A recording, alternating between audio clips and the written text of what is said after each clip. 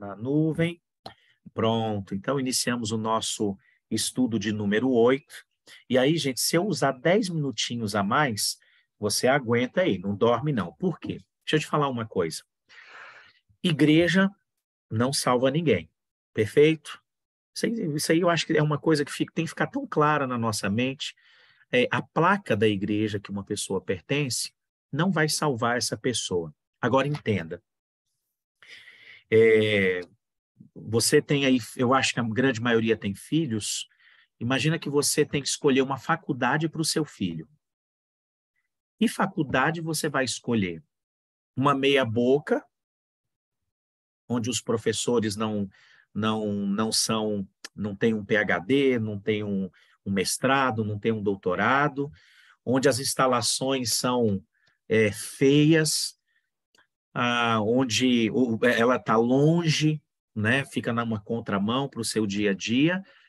Você escolheria essa para o seu filho, ou você escolheria uma faculdade com renome, com bons profissionais, com uma boa equipe de direção, uma faculdade que tem uma boa nota no Enem? Qual faculdade você escolheria para colocar o seu filho? E ainda vou até ser mais específico, né? Para fazer o curso de medicina. Então, lógico, como a Sônia respondeu, uma faculdade de renome. Igreja, não querendo diminuir demais assim o assunto, também é assim. Igreja você tem aos montes. Agora, você tem igrejas que foram fundadas porque o pessoal brigou com outras pessoas. Você tem igrejas que foram fundadas com base numa teologia furada. Eu vou citar um exemplo aqui, sem falar nomes, lógico. Existe uma igreja que acredita que os 144 mil, que a gente já estudou, é um número literal. Só serão salvos 144 mil pessoas. Gente, acabou. Se eu entrar nessa igreja hoje, essa igreja ela tem muito mais ao longo da história dela do que 144 mil pessoas. Então, eu já estou fora do processo, entende? Então, eu me lembro de uma senhora que eu estudei a Bíblia com ela falou assim, ela estudando o Apocalipse, né? Ela falou assim, lá na minha igreja a gente não usa diadema. Eu falei, você não usa diadema? Por quê? Tiara, passadeira, né? Dependendo do lugar. Eu disse, por quê? Não, porque no Apocalipse diz que a besta tinha cabeças e chifres, e nesses chifres tinham diademas. Ou seja, o líder religioso daquela igreja pegou um texto de maneira literal e disse para os seus membros: mulheres, vocês não podem usar diademas, porque diadema é algo que foi visto na cabeça da besta do Apocalipse. Entende? Então, uma concepção errada da Bíblia pode nos afastar do céu. Vou dar mais um exemplo aqui. Existem igrejas, por exemplo, que quando uma pessoa comete suicídio, os seus líderes religiosos nem vão para o funeral. Hoje eu estive num funeral e, gente, como é importante você ter a família, os amigos e a pessoa, aquele que representa a religiosidade daquela comunidade. As pessoas se sentem mais afagadas, mais bem cuidadas. Mas existem religiões que entendem que se a pessoa cometeu suicídio, ela não tem direito ao céu. Mas espera aí, Sansão, ele cometeu suicídio e ele está na galeria da fé de Hebreus 11. Ou seja, entende-se pela história de Sansão que apesar do último ato dele ter sido um suicídio, ele será contado entre os salvos. Percebe?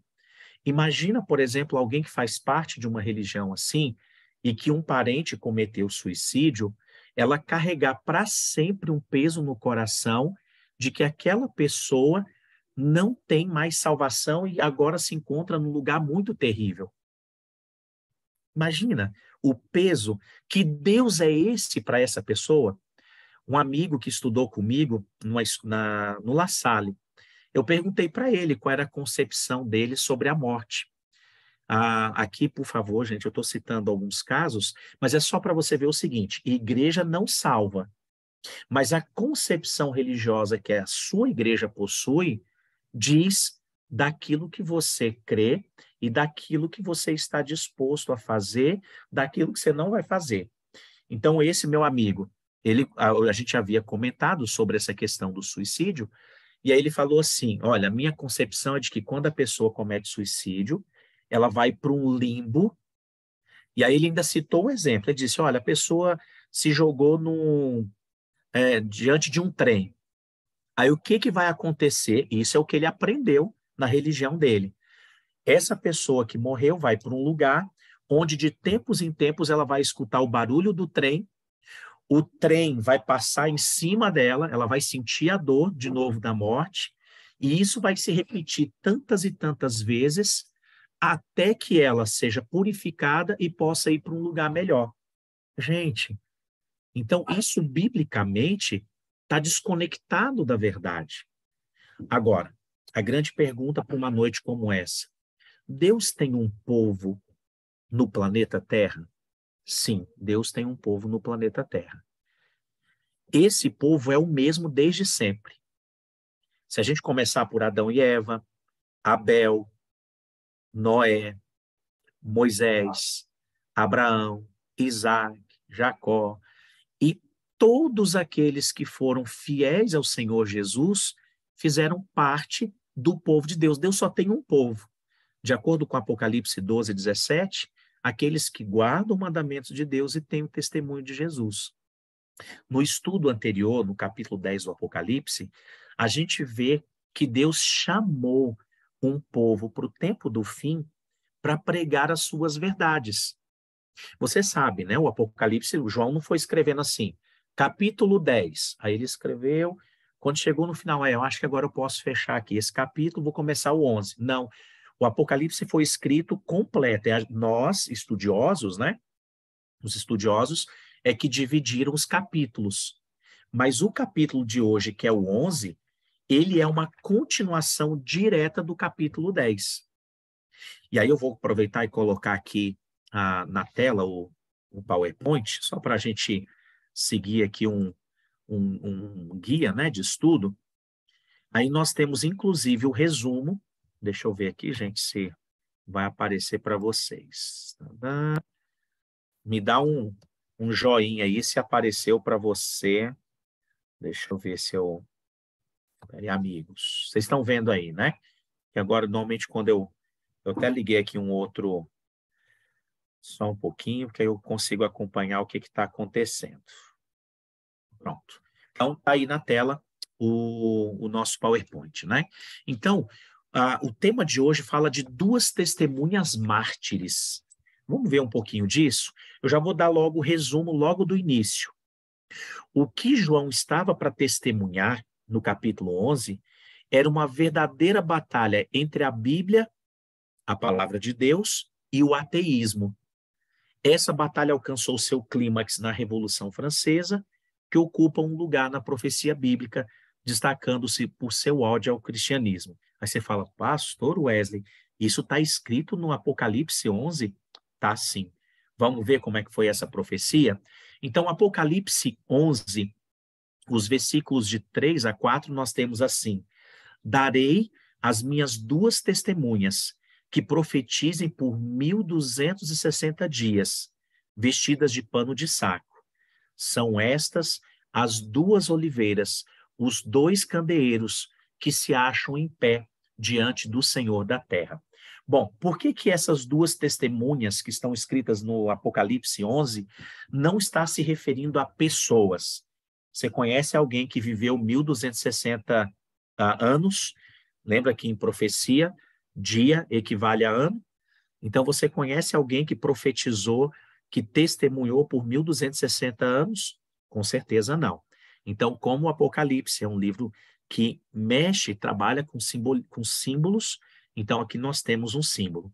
Mas deixa eu voltar só um pouquinho antes e te dizer o seguinte: hoje, ao estudarmos, né, o Apocalipse 11, dos versículos de 1 a 14, o que nós vamos ver aqui? Essa batalha entre a palavra de Deus e o ateísmo. Vamos passar pela Revolução Francesa. Mas, gente, você está com a Bíblia aí? Apocalipse, capítulo 11, os versículos 1 e 2. Eu realmente estou numa dívida com vocês, eu vou pagar, pode ter certeza. Olha o que aparece no início do capítulo 11, gente. Eu vou ler e depois vou pedir para que você escreva aí para mim que elemento apareceu novamente, que se repetiu em todos os estudos que nós fizemos. Foi-me dado um caniço, semelhante a uma vara, e também me foi dito: dispõe-te e mede o santuário de Deus, o seu altar e os que nele adoram, mas deixa de parte o átrio exterior do santuário, e não o Messas, porque foi ele dado aos gentios. Esse, por 42 meses, calcarão aos pés a cidade santa. Independente do que está escrito aqui, o significado, o que repetiu aí, gente? De novo, todos os estudos a gente acabou, nós não, o livro do Apocalipse acabou falando aí. Me responde aí, deixa eu ver se eu tenho, quem é que pode me ajudar respondendo. O que se repetiu ao longo de todos esses estudos, em cada início de capítulo? Alguém arrisca aí dizer o que está se repetindo? E que a gente precisa estudar em algum momento? Ah lá, a Dória já respondeu. Alguém mais concorda aí com a Dória? Ana Paula também. O santuário, gente, exatamente, Sônia, em todos os estudos que nós fizemos até agora, está se falando sobre o santuário. Então, assim, eu não sei o que eu faço. Eu posso, se vocês toparem, o próximo estudo é tão bom, o próximo estudo vai ser sobre a mulher e o dragão. Mas o que, aí, ó, a Cristina, os demais, o Edson, perceberam, é isso, é o santuário que se repete. Eu preciso estudar com vocês sobre o santuário. Eu vou ver se eu mando um convite para vocês dizendo para a gente estudar a parte, para quem quer se aprofundar, ou se a gente coloca, insere dentro aqui, né, na nossa segunda-feira. Agora, olha que interessante. Qual foi a ordem que o anjo deu? Meça o santuário. Gente, medir é o mesmo que examinar, avaliar. E esse santuário não pode ser o santuário terrestre, sabe por quê? Porque o santuário terrestre foi destruído no ano 70. E João escreveu o Apocalipse no ano 96. Ou seja, o santuário terrestre já estava destruído há cerca de 26 anos. Então, que santuário esse texto do Apocalipse estava falando? Do santuário celestial. Pastor, tem um santuário no céu? Gente, tem. É um estudo maravilhoso. Bom, eu vou decidir aí o que nós vamos fazer. Então, esse medir o santuário é investigar, é continuar estudando sobre essa temática. E é uma coisa interessante que essa ordem de estudar sobre o santuário, irmãos, ela é muito importante. Ela tem a ver com os eventos finais da história desse mundo. Existem profecias bíblicas relacionadas ao santuário que a Bíblia tanto fala e que nós estamos vendo aí no Apocalipse. Mas vamos lá, direto. O que são essas duas testemunhas descritas no livro de Apocalipse 11, os versículos 3 a 4 ou de 1 a 14? Gente, a resposta está aqui, ó. Vamos lá? A resposta está na Bíblia. As duas testemunhas de Apocalipse 11 é o Antigo Testamento e é também o Novo Testamento, a Bíblia. Você fala, Wesley, mas como que é isso? Simples, gente. Vamos ler a Bíblia? João 5,39 diz assim: vocês estudam cuidadosamente as Escrituras, porque pensam que nelas vocês têm o quê? A vida eterna. As Escrituras é uma referência ao quê? A Bíblia. E olha que interessante o que próprio Jesus disse. E são as Escrituras que testemunham a meu respeito. Eu vou voltar aqui na tela anterior. Olha aqui. Darei as minhas duas testemunhas que profetizem durante o período de 1260 dias, que profeticamente são 1260 anos. Gente, quem são as duas testemunhas? O Antigo e o Novo Testamento. As Escrituras Sagradas, Antigo e Novo Testamento, é que testemunham a respeito de Jesus.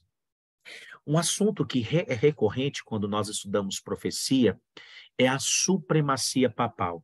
Queridos, eu sei que aqui no nosso grupo nós temos amigos de religiões diversas.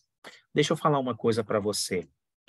Eu estou falando isso aqui não é só por conta do estudo. Sou adventista do sétimo dia há 29 anos. Eu vejo uma coerência entre o que é dito, o que é pregado, o que é falado através da igreja adventista. E eu estou virando aqui porque eu quero pegar um livro para vocês. Deixa eu ver se ele está aqui pertinho de mim aqui. Se tá... Não, não está aqui. Eu vejo há 29 anos, eu vejo que há uma coerência naquilo que é ensinado à luz do que a Bíblia ensina. Mas se você que está me acompanhando agora, falar assim, Wesley, então tem uma surpresa para você. Qual é? Eu vou te mostrar, biblicamente, que o sábado não precisa mais ser guardado. Meu irmão e minha irmã, se você me mostrar isso à luz da Bíblia, pode ter certeza. Amo a igreja adventista, os irmãos, sou pastor, mas eu vou pegar minha credencial de pastor, eu vou entregar lá na associação, eu vou pedir a dispensa de ser pastor da igreja adventista e vou me desligar de uma igreja que está pregando uma inverdade. Você fala, Wesley, mas você não tem amor. Não tem amor? Deixa eu te falar. Nós não podemos nos apegar a pessoas e instituições, se essas estiverem em desacordo com a palavra de Deus. Então, ninguém aqui... É por isso que a gente está com problema na política, né? Porque, de certa forma, a gente se apega às pessoas e não àquilo que é proposto. Nós precisamos mudar esse tipo de vivência. Nós, sul-americanos, somos muito passionais. Você vai até o fim com o erro. Não pode. No momento em que o Espírito Santo te impressionar com a verdade, é importante que você siga com a verdade. Por que eu estou falando isso? Nós aqui, de vez em quando, no nosso estudo, a gente vai ter que tocar na temática de religião, não para ofender ninguém. Nós vamos falar do campo das ideias, o campo das doutrinas, e não de pessoas. Até porque, por exemplo, se você for falar do campo de pessoas, aqui na Igreja Adventista tem um monte de gente errada, a começar por mim.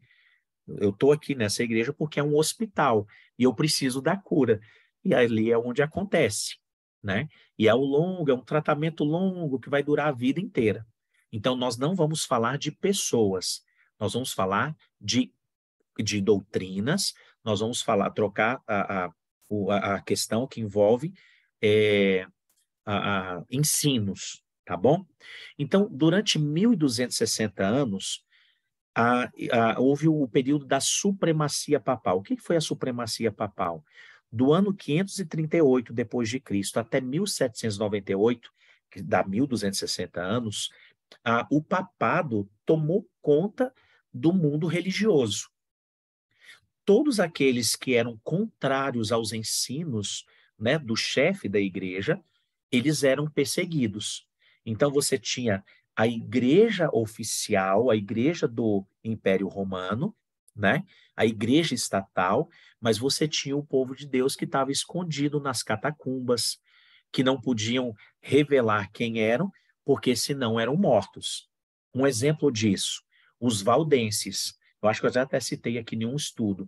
No dia que você estudar sobre os valdenses, você vai ver o que são cristãos que preferiram morrer do que não testemunhar por Jesus.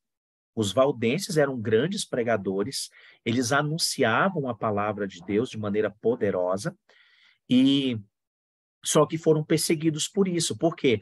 Porque a pregação deles era contrária à religião que mandava naquele período de 1260 anos. Então, essas duas testemunhas, o Antigo e o Novo Testamento, eles foram perseguidos durante esse período da supremacia papal.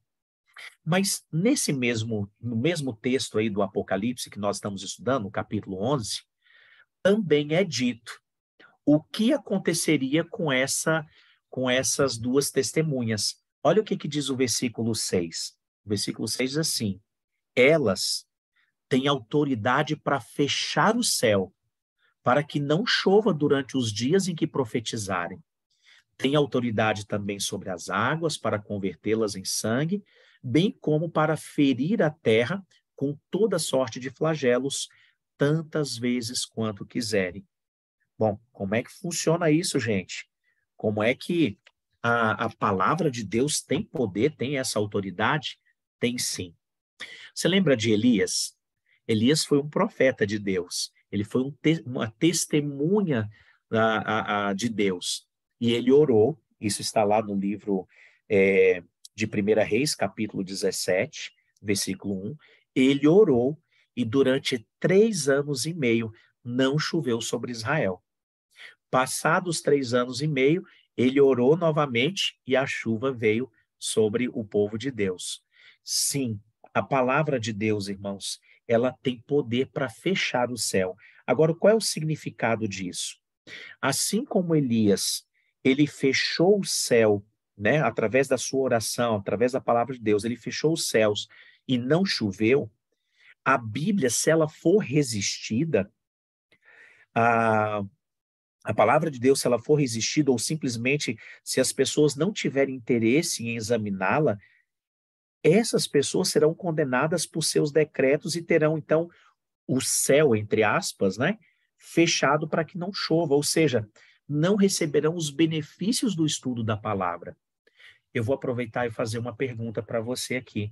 Eu estou olhando aqui os nomes dos que estão aqui conosco hoje, né? Nomes de pessoas tão queridas, alguns eu não conheço ainda pessoalmente, viu? Não vejo a hora de conhecer. Mas eu estou vendo aqui o nome de muitas pessoas. Deixa eu falar para vocês. Se eu e você resistirmos à palavra, se eu e você decidirmos não obedecer, nós vamos perder bênçãos incríveis. E posso te dizer qual é uma das maiores bênçãos que perdemos quando não lemos a Bíblia? Posso te falar? Eu estava agora há pouco no estudo bíblico e nós lemos esse texto, Atos, capítulo 5, versículo 32. Tem gente que fala assim, eu amo tanto Jesus. Você ama Jesus? Eu também amo. Tem gente que fala assim, eu não vivo sem Jesus. Que lindo. Mas deixa eu te falar, todos aqueles que amam, que reconhecem quem é Jesus, que sabem da importância do tempo que nós estamos vivendo, todos estes, eles têm como companheira da sua jornada a Bíblia. Então, se você não estuda, se você não pratica, se você não coloca em prática esse livro, é provável que o seu amor seja apenas um amor nominal e não de fato. Eu não estou falando isso para vocês, não. Eu estou me olhando aqui na telinha, eu estou falando é para mim. Eu estou falando para mim também. Se nós não colocarmos, estou olhando aqui para onde aparece a minha imagem. Ó, Wesley, se você não viver aquilo que está escrito na palavra, você não vai receber os benefícios da palavra. Atos capítulo 5, o versículo 32, nos diz quem receberá o Espírito Santo. E, gente, receber o Espírito Santo é tão importante quanto você receber a Jesus Cristo. Olha o que diz Atos 5, versículo 32. Ora, nós somos testemunhas destes fatos, e bem assim, o Espírito Santo, que Deus outorgou aos que lhe obedecem. Para quem é concedido o Espírito Santo? Para aqueles que obedecem a Deus. Então, ó, meu irmão e minha irmã, mais do que a gente conhecer os fatos históricos que envolvem a profecia bíblica, o objetivo do nosso estudo de segunda-feira aqui é justamente nos apaixonarmos por Jesus, viver uma vida de obediência e receber o Espírito Santo. É o seu desejo? É o meu. Eu sei que é o seu também. Mas vamos avançar, porque a gente está estudando aqui sobre as duas testemunhas. Então, gente, me ajuda aí, escreve aí. Quem são as duas testemunhas de Apocalipse 11? Eu quero ver a resposta de pelo menos umas duas pessoas aqui. Nós já falamos. Quem são essas duas testemunhas que, durante 1260 anos, foram perseguidas, tiveram que testemunhar em pano de saco e que faz, logicamente, a vontade de Deus? Quem é? E que, inclusive, tem poder para fechar os céus. Deixa eu ver se alguém me responde aqui. Ah lá, resposta da Verônica, Antigo e Novo Testamento. Jackson também. Diana, o Velho e o Novo Testamento. Gente, o Velho e o Novo Testamento, a Ana Paula ali também, são as duas testemunhas de Apocalipse 11. Beleza? Vamos continuar nosso estudo?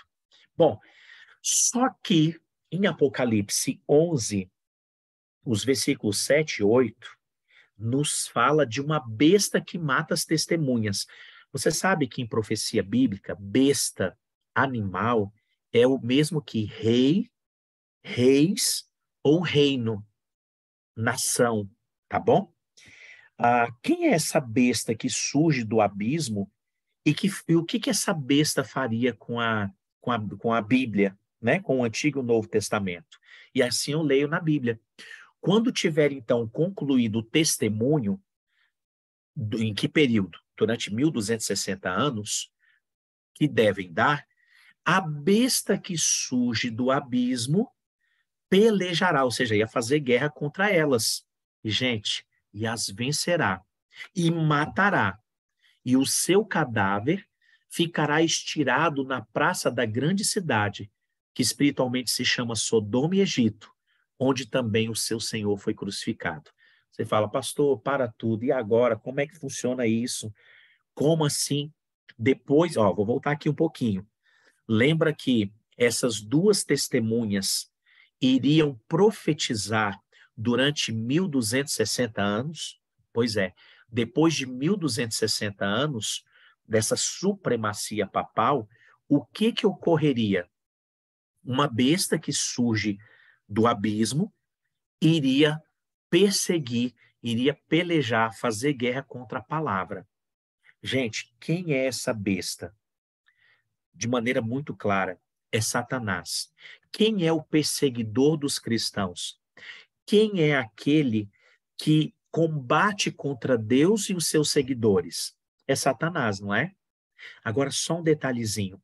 Satanás, ele usa as instrumentalidades humanas. Deixa eu te fazer uma pergunta. Quando Jesus nasceu, quando Jesus nasceu, Satanás viu ali uma grande oportunidade para destruir Jesus. Ora, era um bebê indefeso. Agora, Satanás não podia, ele, o anjo Satanás, ir lá e tirar a vida de Jesus. Quem Satanás usou para tentar matar Jesus quando ainda era criança? Resposta na tela. Quem responde para mim aí? Satanás não podia matar Jesus. Quem foi que ele usou para tentar matar Jesus quando ainda era bebê?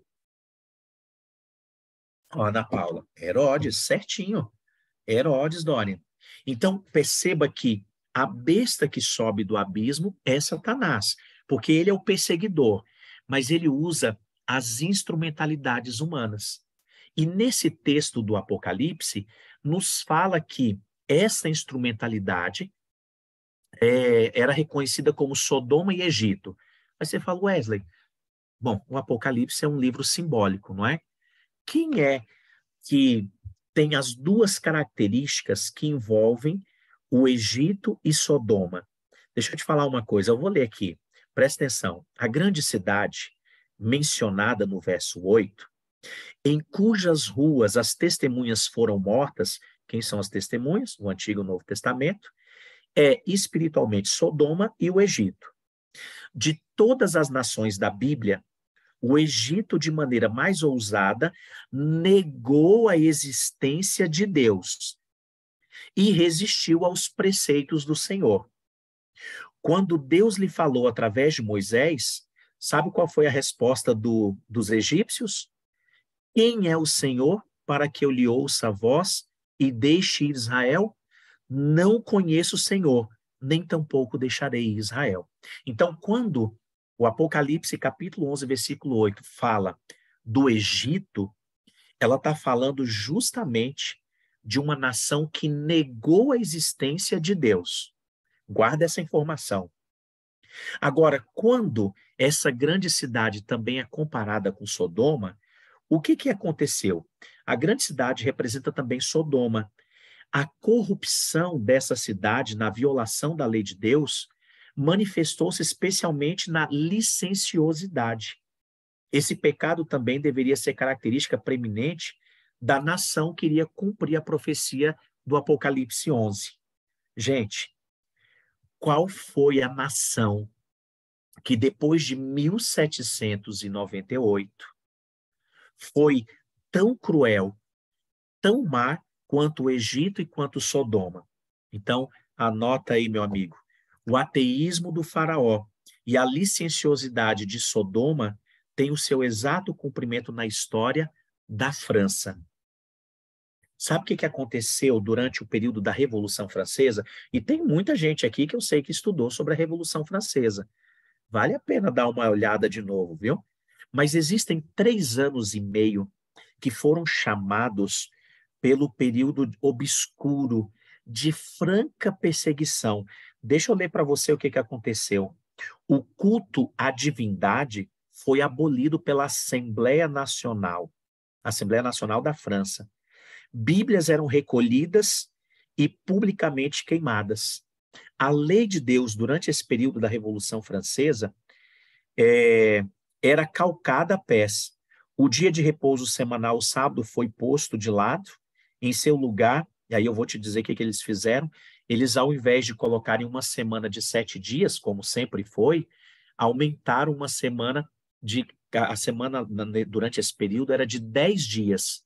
A semana de 10 dias. Olha só que coisa.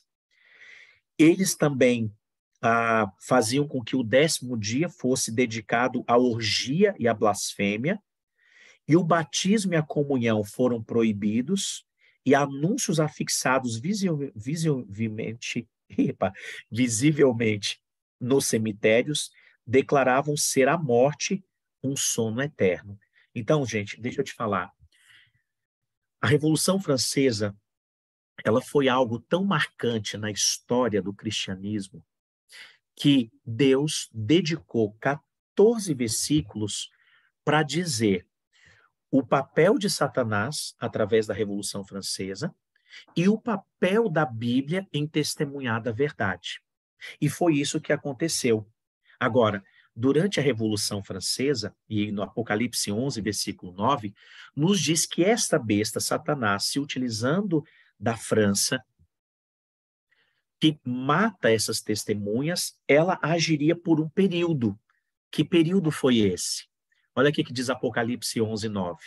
Então, muitos dentre os povos, tribos, línguas e nações contemplam os cadáveres das duas testemunhas. Ou seja, gente, a Bíblia, para aqueles que estavam vivendo o período da Revolução Francesa, ela foi morta, ela foi deixada de lado, de escanteio. Durante quanto tempo? 3 dias e meio. Em profecia, não, agora eu vou até perguntar para vocês, quero ver na tela aqui, hein? Em profecia bíblica, um dia equivale a quanto tempo? Marca para mim aí, fala aí. Em profecia bíblica, um dia. Ah lá, o Edson já foi na resposta. 1 ano, de ano, isso mesmo. Então, se o período em que o Antigo e o Novo Testamento foram dados como mortos foi por um período de 3 dias e meio, nós estamos falando de 3 anos e meio, certo? Inclusive, eles nem foram sepultados, essas duas testemunhas. Gente, olha aqui para a tela, deixa eu mostrar para vocês como é que foi o cumprimento disso. Essa profecia de Apocalipse 11 se cumpriu com precisão na história da França. Os 3 anos e meio foram chamados de o reinado de terror da Revolução Francesa.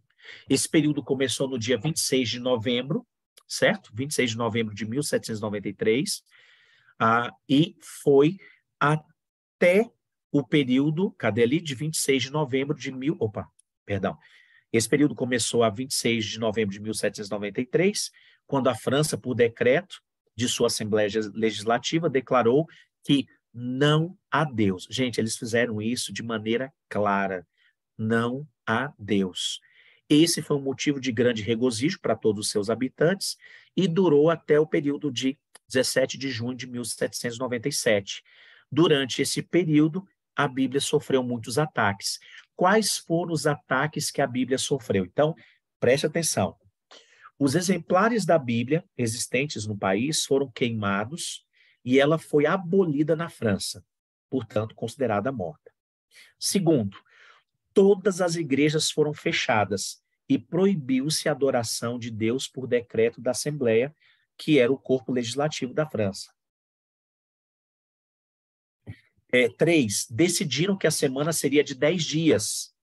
E o dia de descanso, que a gente vai ainda estudar com mais precisão, que é o 7º dia, o sábado, foi abandonado. Em lugar disso, a cada 10 dias, eles consagravam, né, o 10º dia para a orgia e a blasfêmia. 4, negou-se abertamente a existência de Deus. 5, isso aqui para mim sempre me chamou a atenção. Eles pegaram uma mulher, uma virgem, e apesar de virgem era imoral, e ela foi nomeada a deusa da razão. E as pessoas agora deveriam adorá-la. E 6, né, reforçando o que tinha acontecido, ficou proibido todo tipo de culto religioso. Então, gente, o que João viu em Apocalipse 11 cumpriu-se durante o período da Revolução Francesa. Agora, sabe o que é o mais fantástico de tudo? É que a palavra final nunca vai ser de Satanás e dos seus agentes. A palavra final sempre vai ser de Deus. Amém? Por quê? No versículo 11, Apocalipse 11, versículo 11, nós temos a profecia dizendo que haveria a ressurreição dessas testemunhas. Olha o que diz o texto. Mas depois dos 3 dias e meio, 3 anos e meio, né? Leia-se, um espírito de vida vindo da parte de Deus neles penetrou, nas testemunhas. E eles se ergueram sobre os pés. E aqueles que o viram, sobreveio grande medo. Continuando, e as 2 testemunhas ouviram grande voz vinda do céu, dizendo-lhes: subi para aqui. E subiram ao céu numa nuvem, e os seus inimigos a contemplaram. Naquela hora, houve grande terremoto, ruiu a 10ª parte da cidade, morreram nesse terremoto 7.000 pessoas, ao passo que as outras ficaram sobremodo aterrorizadas e deram glória ao Deus do céu. Gente, o que foi que aconteceu que está sendo dito aí nesses versículos? A Bíblia, gente, o Antigo e o Novo Testamento a Bíblia seria novamente exaltada. Como, Wesley? Como é que isso aconteceu? Então, fique sabendo, foi depois desse período em que a Bíblia, os cristãos foram duramente perseguidos, que surgiram as sociedades bíblicas. Você já ouviu falar das sociedades bíblicas? Se você pegar a sua Bíblia aí, você vai ver provavelmente que ela foi feita pela Sociedade Bíblica Brasileira, né? Ou Sociedade Bíblica do Brasil. A primeira sociedade bíblica foi a britânica, no ano de 1804. Gente, você consegue ver a proximidade das datas? Quando é que terminou o período da supremacia papal? 1798. Quando é que terminou esse reinado de terror na França? 17 de junho de 1797. Quando é que foi estabelecida a primeira sociedade bíblica do mundo? 1804. Percebe a proximidade dessas datas? Gente, antes de 1804, a Bíblia havia sido impressa e distribuída em apenas 15 línguas. Certo? Até dezembro de 2012, gente, estamos falando de 10 anos atrás, tinham sido registradas publicações do texto bíblico em mais de 2.500 diferentes línguas. Você consegue compreender? Satanás sabia que se ele acabasse com a Bíblia, não haveria mais o cristianismo, não haveria mais como o evangelho se estabelecer, porque é no poder da palavra escrita e praticada que as coisas acontecem. Então, assim como Satanás tentou matar Jesus quando era uma criancinha, e com isso ele teria êxito, porque aí Jesus não morreria numa cruz, ele não estabeleceria a igreja, Satanás teve a ideia de abafar a voz da Bíblia, que é a voz ecoada de Jesus e dos profetas. Mas o plano dele, mais uma vez, foi destruído. Então, repito, até 2012, dezembro de 2012, foram registradas publicações do texto bíblico em mais de 2.500 diferentes línguas. Tem um irmão da Igreja Central de Brasília, irmão Josias, estive agora recente num almoço com ele. Ele sozinho, tá? Ele sozinho, catalogado, só ele já entregou mais de 8.000 Bíblias. Percebe como a palavra de Deus venceu? Queridos, Deus preservou miraculosamente a sua palavra. Deixa eu te falar um pouquinho aqui antes de eu fechar com o apelo de hoje. Olha para mim aqui, eu não sei o que você está fazendo, para um pouquinho, me dê uma atenção aqui rápida. Sabe o que Satanás está fazendo no nosso tempo? Lá durante a Revolução Francesa, ele tentou abafar a Bíblia através do poder público, das instituições públicas. Hoje não está muito diferente, não. Nos Estados Unidos e no nosso país, em outros países, os símbolos religiosos estão sendo tirados da vida pública. Alguém disse, perguntaram, né, para a filha de Billy Graham, onde estava Deus quando aqueles aviões acertaram as Torres Gêmeas? Você deve ter lido algo nesse sentido. E a resposta da filha de Billy Graham foi a mais acertada de todas. Deus estava onde a população americana estava colocando Deus. Eles tiraram Deus das escolas, eles tiraram Deus através desses símbolos religiosos dos tribunais. Vira e mexe, sociedades de ateus se juntam e fazem abaixo-assinados para que sejam retirados símbolos religiosos de lugares públicos. Entenda, o Estado é laico. O Estado é laico. Ele não deve advogar por um ou por outro lado. Mas com essa atitude, o que essa parcela está dizendo é: Deus, nós não queremos você na educação dos nossos filhos, não queremos você nos nossos momentos em que julgamos as coisas, queremos o Senhor longe da nossa vida. Deixa eu te falar uma coisa que é tão grave quanto isso. Esses dias o próprio pastor Amin Rodor, né, na semana de oração, e aí, gente, se você não assistiu os temas da semana de oração, por favor, assista. Se você assistiu, assista de novo. Cada um dos mensageiros trouxe palavras tão importantes.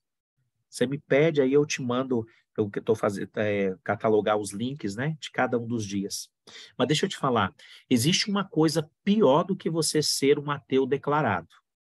Tem uma coisa pior do que ser um ateu declarado. É você ser um cristão que vive como um ateu.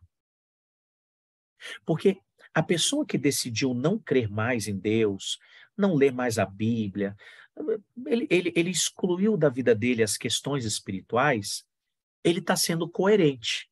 Eu não quero mais saber, não vou à igreja, não quero ler, não quero isso, não quero aquilo. Agora, onde é que fica a incoerência? É eu me declarar cristão e viver como se eu fosse um ateu. Pastor, mas que isso? Eu não faço isso. Deixa eu te falar.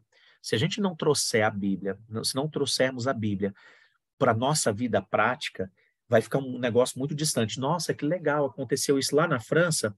Que bom. Bom, está aqui a Bíblia. Como é que eu sou um ateu,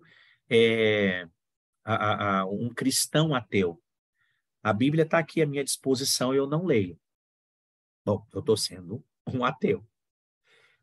Eu leio a Bíblia, ela tem os seus ensinos, mas eu não os pratico ou pratico o contrário. Eu estou sendo um ateu funcional.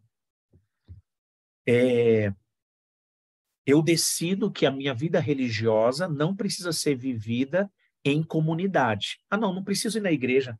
Eu amo Jesus e adoro ele em casa. Mas é esse Jesus que você diz seguir, que disse assim através do apóstolo Paulo: e não deixeis de congregar, como é o costume de alguns.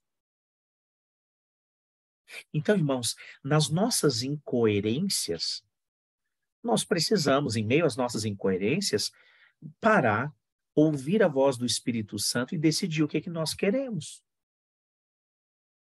Se você perguntar assim, Um ateu, ele trabalha por Deus? Ele faz a obra que Deus deseja? Você vai descobrir que não. Mas, por exemplo, em alguns casos, você vai encontrar muitos ateus que ajudam o próximo. Agora, imagine, eu sou cristão, sou seguidor de Cristo, não dou um estudo bíblico, não estudo a Bíblia, né, portanto, com ninguém, não vivo a Bíblia, não ajudo o próximo. Aí, nesse caso, é o que Jesus disse, que às vezes os que são de fora, eles dão um maior testemunho do que os que são de dentro. Então, com o estudo de hoje, primeira coisa que nós queremos exaltar, o poder da palavra de Deus, a necessidade de nós estudarmos a Bíblia. Eu não vou aqui citar nomes, mas há pessoas que estão estudando aqui e estão compartilhando com seus amigos. Mandam o link, ou então estão pegando e fazendo grupos de estudos. Gente, a ideia é essa, é você continuar. Há pessoas que, ao estarem nos estudos, estão também aproveitando para mudar a sua maneira de ser e de viver. Lembra uma das frases que eu disse? Não procure a igreja mais próxima da sua casa. Não viva em uma religião só porque foi a religião dos seus pais. Busque uma religião que esteja perto da Bíblia, que faça a vontade do Pai, ou como nós lemos em Atos 5,32, que obedece, porque estes receberão o Espírito Santo. Então, amigos, claro, também um estudo como o de hoje, olha, com uma precisão incrível de 96 para 1700, do ano 100 para 1700, a gente está falando com uma precisão de 1600 anos, né, com uma precisão incrível, numa distância de 1600 anos, o apóstolo João cravou o que aconteceria na história. A Bíblia seria perseguida, morta, mas ressuscitaria. Agora, hoje vivemos uma crise. Tá aqui o livro mais vendido, mais distribuído do mundo ainda é esse livro. Mas também continua. Agora, também temos a estatística de que, pela quantidade de exemplares, é o livro menos lido, menos praticado. E, gente, deixa eu falar para você. As palavras aqui descritas são palavras de vida, que vivificam, que transformam. Então, eu fecho aqui o nosso estudo de hoje, e aí eu quero colocar aqui o nosso momento de resolução, né? Eu quero que você. Deixa eu só falar uma coisinha rapidinha aqui. Tem gente que fala assim: eu não acredito que a Bíblia que nós temos hoje é a mesma Bíblia que quem escreveu, né, lá inicialmente. Deixa eu te falar aqui que eu penso sobre isso. Deus criou os céus e a terra em uma semana. Você concorda comigo? É o que está escrito na Bíblia. Deus, ele promete na sua palavra de que ele vai ressuscitar os que morreram. Você já parou para pensar o que é uma ressurreição? Você já viu a exumação de um corpo? Você sabe o que sobra depois de 10, 20, 30, 50, 100, 200 anos de uma pessoa que morreu? Então, olha só. Se eu creio que Deus criou os céus e a terra em uma semana e de que ele tem poder para ressuscitar, trazer à vida uma nova pessoa, é esse mesmo Deus que eu creio que conseguiu preservar a Bíblia ao longo de mais de 3.000 anos. Agora, se o Deus que eu e você servimos, ele não conseguiu preservar o livro que ele mesmo diz que é dele, se ele, por acaso, deixou esse livro ser modificado, mudado pelo próprio inimigo, usando, né, os agentes humanos, será que ele realmente tem poder para ressuscitar? Será que ele tem poder para criar? Entende? Então, o Deus que eu e você servimos é um Deus poderoso. Ele é o Senhor dos senhores, Rei dos reis. Ele é magnífico em poder e ele ama.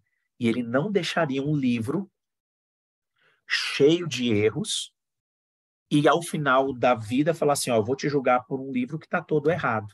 Entende? Não, não faz muito sentido. Então, ou Deus não existe, ou ele não nos ama, se esse livro estiver repleto de erros. Entendeu? Então, assim, é uma linha de raciocínio que eu sigo, que me mostra muito claramente que esse livro aqui é uma carta de amor de um Deus Todo-Poderoso. Mas vamos aqui para o final do nosso estudo, vou te fazer a pergunta. São três. E aí eu quero que você responda com um sim aí, tá bom? Claro que o que vale é o que você respondeu para o Senhor hoje e ao longo da sua vida. Mas como forma, né?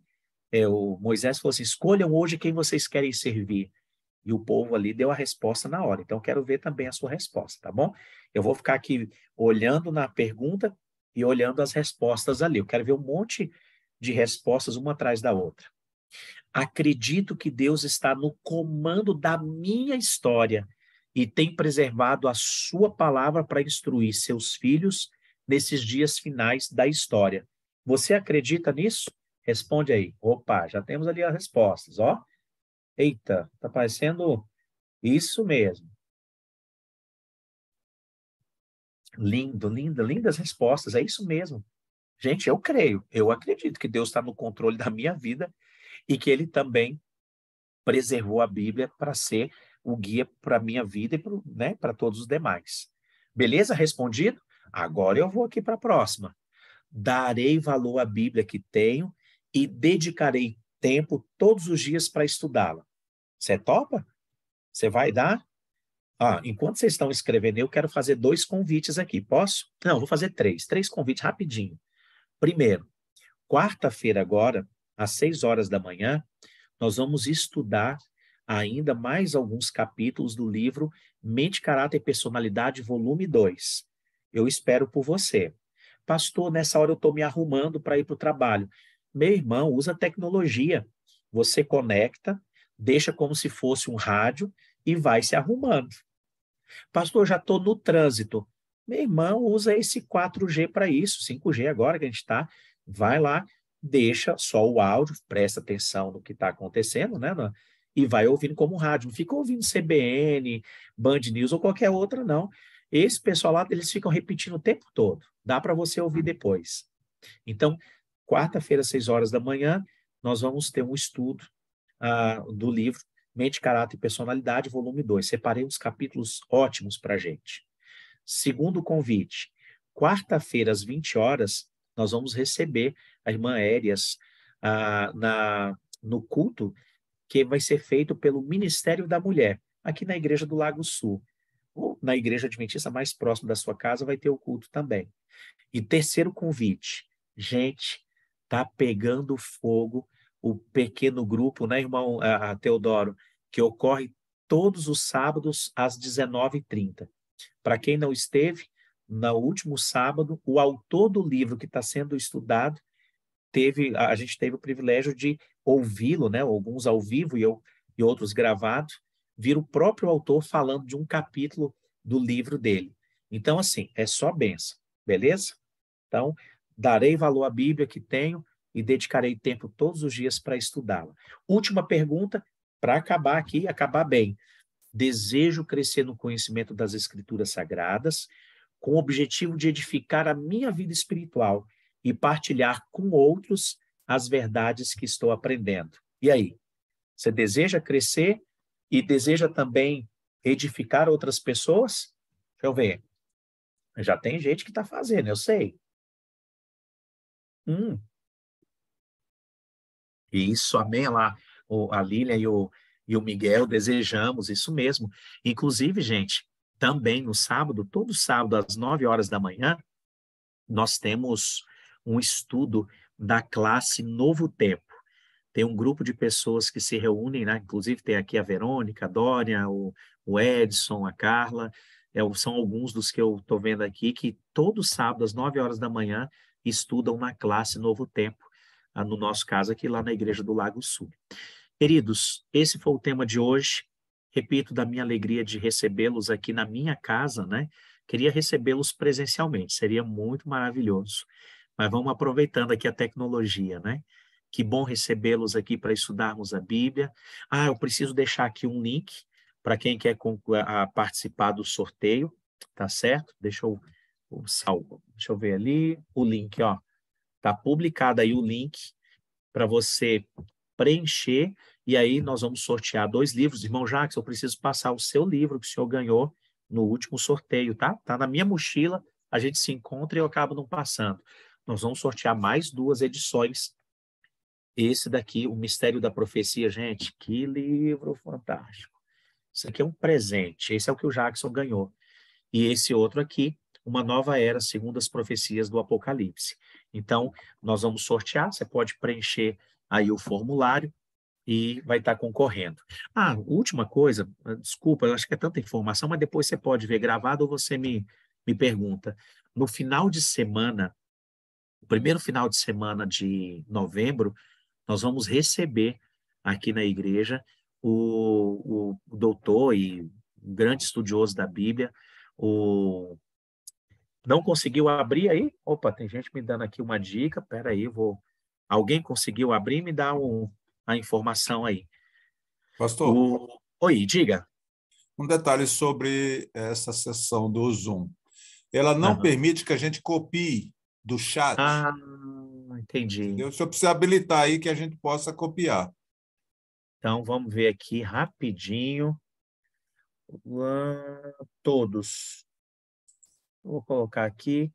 Tentem. Se não conseguir, gente, o que você vai fazer? Não. Você pode entrar em contato comigo. Ah lá, Sônia disse que abriu. Vamos tentar então de novo. Se não conseguiu, me manda lá no meu WhatsApp e eu dê para você. Ah lá, se clicar no link, ele abre em outra janela. Obrigado aí, Edson. Então é o seguinte, vai vir o doutor Vanderlei Dornelles. Gente, o cara saca tudo do Apocalipse. Eu queria estar com vocês estudando junto com ele aqui na segunda-feira, mas ele tem o seu ministério, as suas. Eu vou mandar depois um link com uma das pregações dele. Você vai ver como ele conhece sobre o Apocalipse. Gente, se inveja fosse possível, eu teria a inveja dele. Mas cristão não tem inveja, ele faz é estudar, porque esse conhecimento está disponível a todos. Certo? Muito obrigado. Posso chamá-los para uma oração? Vamos falar com Deus? Querido Senhor, muito obrigado. Vivenciar esse momento aqui com esse grupo, isso traz uma alegria muito grande ao coração. Sem falar daqueles que vão assistir depois ali pelo YouTube.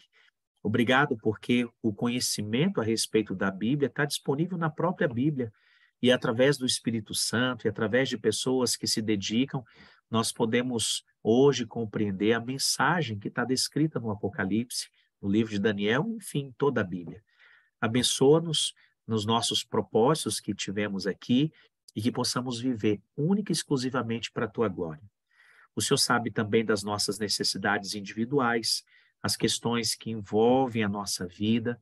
Ó Pai amado, em nome de Cristo Jesus, que possamos receber essas graças, essas bênçãos, não conforme o nosso merecimento, mas de acordo com a tua bênção e também com aquilo que o Senhor entender que vai ser bom para a nossa jornada. Essa é a nossa oração, em nome de Jesus. Amém, Senhor. Amém. Gente, muito obrigado. Aqui eu encerro a nossa gravação e